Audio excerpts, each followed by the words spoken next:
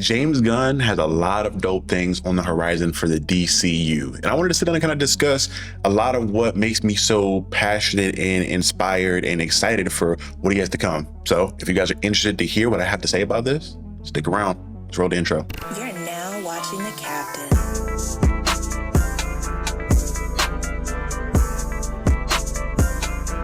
All right, y'all. Obviously, there has been a lot of controversy and a lot of bad stuff made over the past couple years with the DCEU, with Snyder at the helm of a lot of different things. Now, I'm not saying this in any way to bash Zack Snyder. I think Zack Snyder has a lot of different things that make him a solid movie director and a creative. But I'm so excited for what James Gunn is doing in the direction he has for the DCEU going forward. I'm excited for this stuff for a couple reasons. One, first and foremost, it seems like James Gunn is very familiar with a lot of the flaws and shortcomings that made the MCU kind of stumble a little bit in regards to a lot of the issues with the continuity and different things of that nature, and making things have to all fit within the one timeline. And I feel like he's going about making sure that, one, things are, in regards to scripts and actors and things like that, are quality, but two, letting people tell the stories that they want to tell as long as it fits within a grand scope. It's more so not being as hands-on, but allowing them to create stories that fit within his narrative that he has for the Gods and Monsters timeline. And this is something that I think is going to be amazing when you're looking at shows that are already come out that are amazing, like a Creature Commandos. Granted, it's not connected to the main timeline, but something like a Penguin that's going to be more so connected to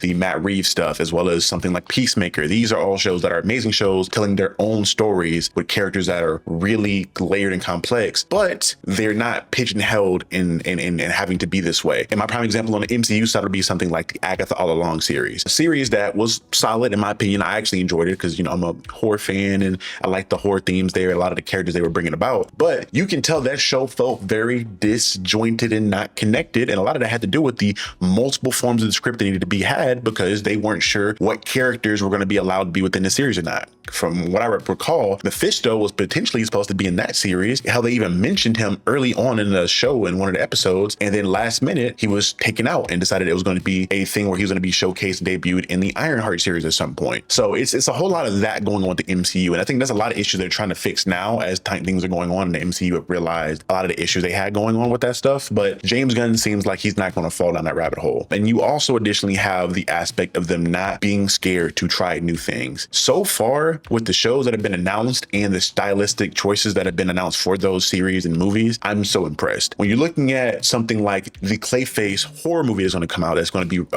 written by Mike Flanagan, I'm so impressed. I've already talked about that movie in its own video that you can find here, but for things to be simple and short and sweet, Mike Flanagan is an amazing director, writer for the horror genre as a whole, and I'm amazingly excited to see what he's going to do with this Clayface movie. It's a character that fits with the stuff he likes to do when it comes to body horror. And again, if you guys want to see anything that he's done that's amazing, go look at something like Oculus or The Haunting in Hill House on Netflix. But moving past that, again, him being able to do that, us having a Green Lantern series that's going to be more True Detective inspired, that got greenlit, is going to be amazing, and it's going to include lanterns that don't get too much shine, like a Hal Jordan. Like, this is going to be the first actual live action John Stewart. I'm so sorry. This is going to be the first live action John Stewart we're going to get to see on screen. Things like this are what I'm amazed and excited for. Beyond them, something like The Authority is going to be a team, which is going to be like a Guardians of the Galaxy X team that's going to be more rated R, so kind of similar to the Suicide Squad. But this is a team, again, for me, that is a perfect choice for James Gunn. It's a team that is relatively unknown. For the most part, I'm going to say it's unknown. I don't think anybody knows one of the characters of The Authority out right now, if I would ask you, until this movie comes out, or a series. I can't remember if it's a movie or a series, but this is a team that's perfect for James Gunn, and him writing this team is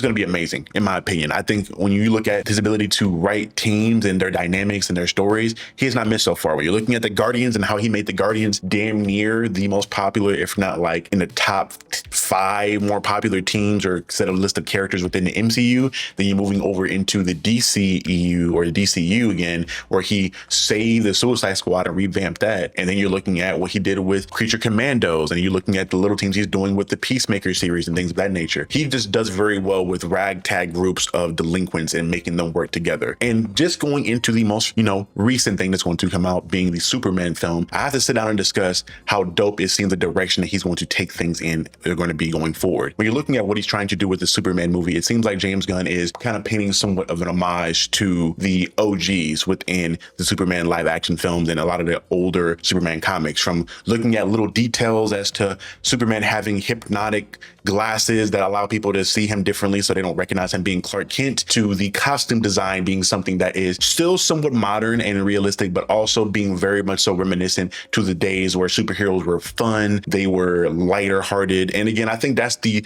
dope thing here that I want to point out in regards to this new version of the DC universe going forward. Is going to be a homage to a lot of the golden age and silver age era of comic books, but also be still somewhat based in reality, like you're used to seeing with something like the Christopher Nolan Batman series. It's not going to be uber realistic and militarized like we're used to seeing with DC stuff and just superhero stuff in general at this point, but it's going to be very fun. And I think that's what I'm enjoying so far from the little snippets I've seen. And I think it's going to be some of the parts that have been misconstrued so far when you're looking at a lot of the trailer footage and the little teaser scenes we've seen here and there, is that people are looking at these lighter hearted moments and these little funny gags and looking at this film as if it's going to be this parody of Superman, when at its core it feels like this movie is going to be the purest form of Superman in a film we're ever going to get, honestly. And the Man of Steel is cool. I enjoyed the Man of Steel, but I still think that movie had a lot of issues with making a Superman movie feel so like full of despair, if that makes any sense, which is cool. You can have those different takes on the character, but this is going to feel like it's going to be more in line with who Superman is at his core as a character. And I'm so excited to see that. And just based off this movie alone, I will say I had my initial reservations and scares that everybody else had when you first heard who was announced for this film. When I'm hearing that we're going to have Guy Gardner Green Lantern, Hawkgirl making an appearance, Mr. Terrific making an appearance, Metamorpho making an appearance, Lex Luthor, Ultraman, like it's just so many characters that are going to be packed into this film. But I feel like this is going to be the canon event, if you will, the big bang of this universe, where we're going to be introduced to so many different aspects and parts of this universe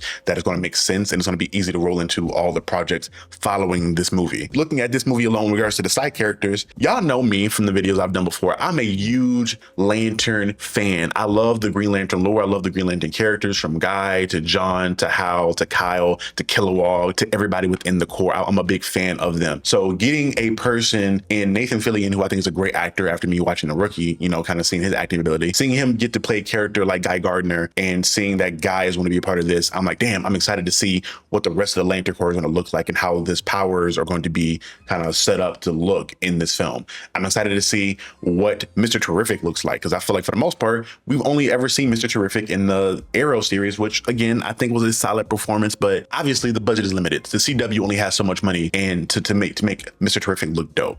So in this, we're going to get a big budget Mr. Terrific film where we get to see him at his peak, and we get to see an actor also get redemption, because the guy playing Mr. Terrific was Darwin in the X-Men, I think Future or First Class film, and everybody's still mad about how that went. So he gets a little redemption there. There are just so many happy feel-good stories in regards to the actors in this film, in this universe, to directors that are going to be a part of this, to writers. Again, I know I'm gushing over it, and again, that's most of the video is me celebrating this, and I know for the most part it's going to seem like I'm getting paid by DC, which I wish I was, because hey, if y'all want to cut me that check, DC, to cover some stuff, I would be happy to. But that being said, I'm going to give you guys my genuine thoughts on this and why I'm so excited. I'm hoping that this does very well, so we get the possibilities of seeing more characters get an appearance, like that of a Static Shock. Like, y'all, hold on, give me one second. If y'all don't know, this is the first appearance of Static in his comic in Milestone Media. I love the Static Shock show when it came out. I'm in love with Jon Stewart in the Justice League series when that came out. There are so many characters a part of the DC universe that is expanded across an infinite amount of possibilities of characters, especially for me being a Black person. There's so many Black characters I would love to see be a part of this universe, like Nubia, which I think James Gunn teased at possibly having Nubia be a part of the DC universe. But again, I'm trying to tie all this together so we can wrap this video up. There are just so many different opportunities we can have and so many different clean ways that can be introduced within this universe. I'm just very hyped to see what direction this goes into. And I'm very, very, very excited to see this all start with Superman that's going to come out July 11th, I believe, in theaters. So again, y'all do your due diligence and at least see the movie to see how you feel about it. Don't just do what we did with Ironheart and review bomb something that just came out before you even watch it. Like, let's be genuine in our critiques here. I promise to you guys, even though I've been gushing and glazing the James Gunn verse for the last however long this video is going to be, I promise you I'm going to give you guys my unbiased general thoughts on this film. If it's ass, I will say it's ass. If I think it's somewhere in the middle, which I think it will be, I think this will probably be like a B to maybe an A tier film, I will give you guys that. And if this goddamn movie is amazing and S tier and generation defining, I will say that as well. So you guys will get very unbiased thought process from me. But again, y'all let me know in the comment section below, what part of the DC universe are you more excited to see? Are you excited for the Superman movie? Are you generally positive for the perception of it? Are you like a lot of the other people that are fans of the Zack Snyderverse and they're still sending death threats to James Gunn because they want Zack Snyder to take back over? Again, all that you let me know in the comment section below. This has been Captain Diesel of Captain Diesel's Dojo. And remember, forever and always, You're now watching the Captain. and I'll see you guys next time. Peace.